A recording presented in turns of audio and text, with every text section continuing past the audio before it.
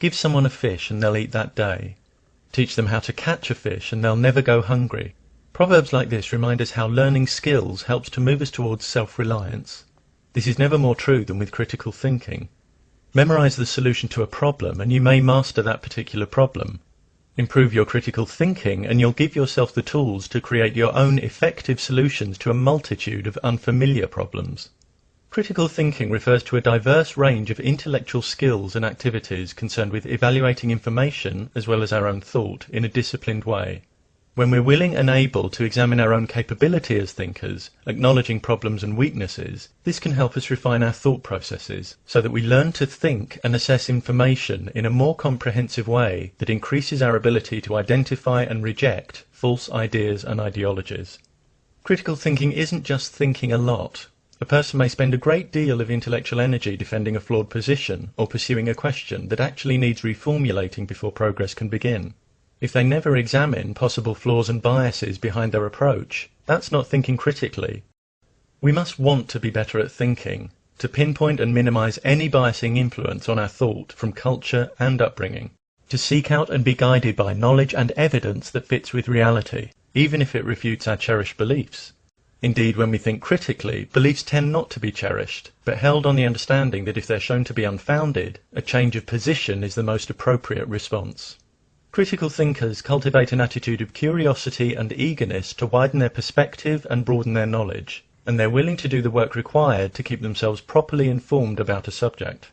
They recognize that explanations must actually explain and be testable to be worthy of serious consideration, and that legitimate theories clearly define the circumstances in which they'll concede defeat.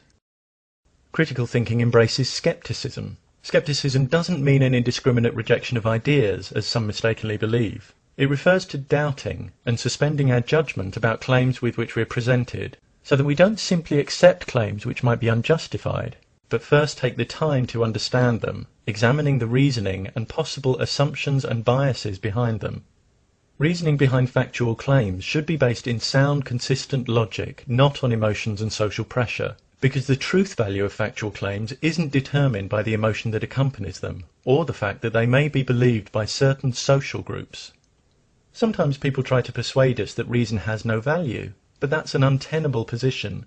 Arguing against reason is cutting off the branch on which you sit, using the very thing you're dismissing in order to construct a case against it. Reason has an intrinsic role in the decisions and judgments we make as we negotiate our way through life, whether they be momentous or trivial. If a particular line of reasoning is flawed, what will increase our understanding? Dismissing the value of reason or looking honestly at the flaws?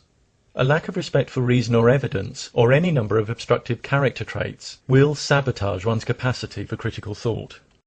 One of the biggest barriers to critical thinking is an unwillingness to see complex issues in anything other than black and white terms.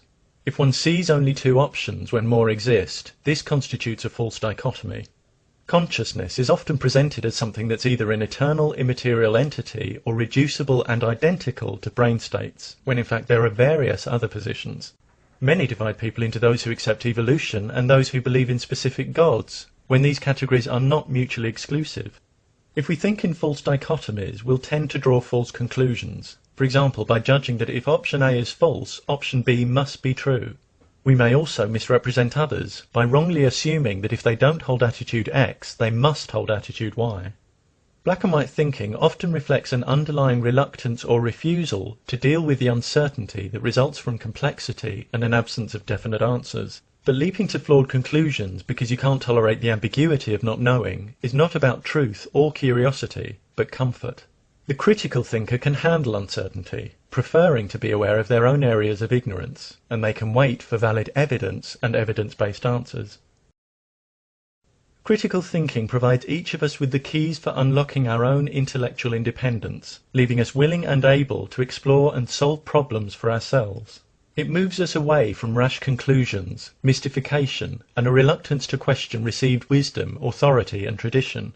It moves us towards intellectual discipline, the clear expression of ideas, and the acceptance of personal responsibility for our own thinking. Communities in which individuals are eager to acquire and apply the best knowledge and reason in all fields, and willing to acknowledge and correct flaws in their own thinking, are better equipped to create more profoundly effective solutions to the challenges we face in living and living together. When we teach and encourage critical thinking, we empower individual lives and invest in our collective future.